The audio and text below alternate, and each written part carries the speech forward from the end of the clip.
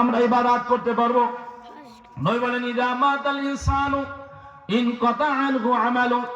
নবী বলেন আমার উম্মতরা শুনে রাখো, তোমার ইবাদত তত সময় পর্যন্ত করতে পারবে যত সময় পর্যন্ত তোমার চোখ দুটো খোলা আছে, যত সময় পর্যন্ত তোমার নিঃশ্বাস নিতে পারবে। কই নিঃশ্বাস বন্ধ তোমার ইবাদত বন্ধ। কথা বলেন ঠিক কিনা? এ ভাইরা আমার, আমরা আখিরি জামানার নবীর উম্মত। নবী বলেন আমার উম্মতের কেউ যদি 3টা কাজ যদি করে যেতে পারে, কয়টা কাজ? কথা বলে না কেন? কয়টা কাজ? তা আমি থাকবো না, কিন্তু আমার কবরে সব পৌঁছতে থাকবে। আল্লাহু আকবার।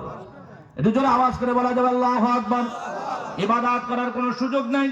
নবী বলেন যদি 3টা কাজ কেউ করে যায়, যদি কেউ দুনিয়া থেকে 3টা কাজ করে যায়, নবী বলেন সে থাকবে না, কিন্তু কবরে সব জারি থেকে যাবে।